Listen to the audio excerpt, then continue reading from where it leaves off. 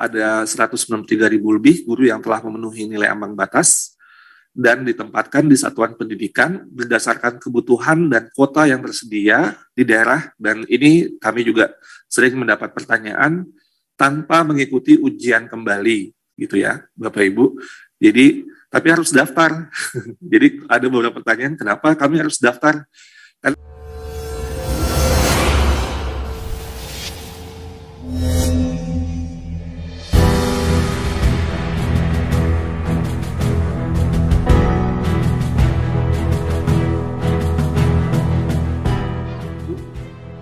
Nah, untuk mekanisme yang pertama, mekanisme penempatan guru lulus passing grade tahun 2021, ada 163.000 lebih guru yang telah memenuhi nilai ambang batas dan ditempatkan di satuan pendidikan berdasarkan kebutuhan dan kuota yang tersedia di daerah. Dan ini kami juga sering mendapat pertanyaan tanpa mengikuti ujian kembali, gitu ya, Bapak Ibu.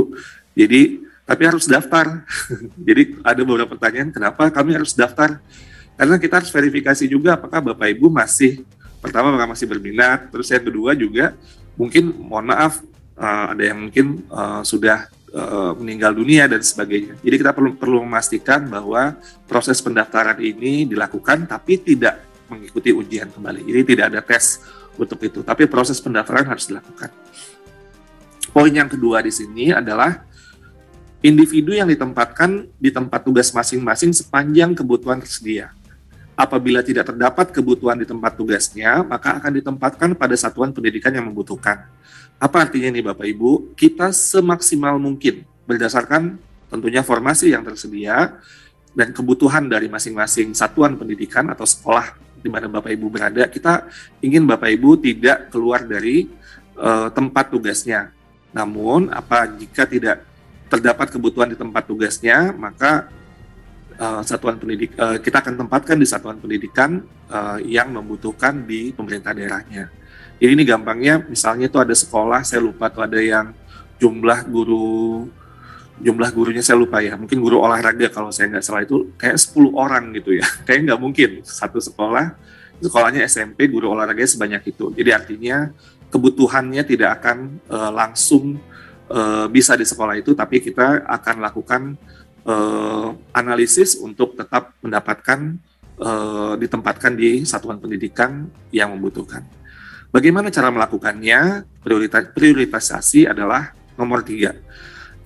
Prioritas penempatan dilakukan berdasarkan urutan kategori pelamar. Yang kita utamakan, seperti tadi yang sudah disampaikan Pak Deputi, adalah THK 2. Jadi THK 2 dulu kita selesaikan, yang lulus passing grade yang THK 2, baru kemudian guru honorer negeri, baru kemudian lulusan PPG, baru kemudian honorer swasta. Nah, lalu kemudian juga pada masing-masing kategori, poin yang keempat, juga kita lakukan juga. Jadi misalnya THK 2 atau honorer negeri dan sebagainya, kita lakukan siapa yang mendapat prioritas yang lebih awal. Pertama, kita lakukan berdasarkan nilai yang diperoleh pada hasil seleksi 2021. Kan ada kompetensi teknis, manajerial sosiokultural, wawancara, dan juga ada dengan usia. Nah, di sini kita juga bisa melihat, pertama kita lihat dulu kompetensi teknisnya. Siapa nilainya yang lebih tinggi, itu yang akan lebih diprioritaskan. Baru kemudian manajerial sosiokultural, filter kedua, filter ketiga nilai wawancara, dan filter keempat berdasarkan usia. Jadi ini akan kita lakukan proses mekanisme penempatan lulus passing grade. 4 poin ini menjadi poin yang utama. Oke, jadi itu tanda panah yang di kanan bawah Bapak Ibu, itu jika pada seleksi masih tersedia formasi, kita buka seleksi untuk mekanisme yang berikutnya, yaitu silakan slide berikutnya. Mekanisme yang kedua, seleksi kesesuaian atau verifikasi bagi pelamar THK 2 dan guru honorer sekolah negeri minimal 3 tahun bekerja dan terdaftar di Dapodik. Di sini, pertama, kita lakukan bagi guru yang lulus passing grade, jika masih tersedia formasi, lalu seleksi di sini adalah pertama kita lihat apakah kualifikasinya linear apa tidak. Jadi ini perlu kita pertimbangkan kualifikasi yang diampu oleh guru tersebut. Misalnya kualifikasi akademik atau diploma 4 dan juga memiliki sertifikasi pendidik. Kita lihat linear apa tidak dengan mata pelajaran yang dilamar.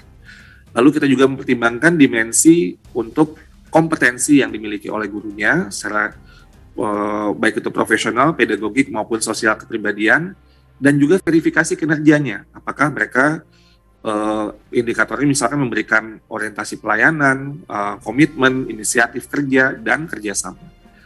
Dan yang terpenting di sini, yang ini yang paling penting yang perlu ditekankan adalah background check atau pemeriksaan latar belakang. Kita harus melakukan verifikasi bahwa untuk menjadi guru jangan sampai terlibat hal-hal yang tentunya tidak mencerminkan sebagai profesi guru.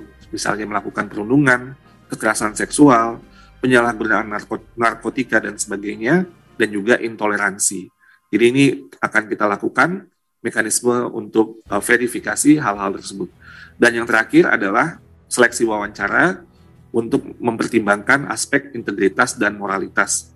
Jadi ini nanti mekanismenya akan kita buat dengan cara yang lebih memudahkan, karena seperti yang tadi disampaikan oleh Pak Deputi, kita perlu untuk mempertimbangkan banyak hal dalam memastikan layanan kepada murid-murid kita itu tetap dapat berlangsung dengan baik dan lancar, dan juga bagaimana kita menyelesaikan permasalahan secara big picture. Untuk kedepannya kita akan melakukan pengetatan dari segi mekanisme atau seleksi yang kita lakukan untuk guru-guru kita.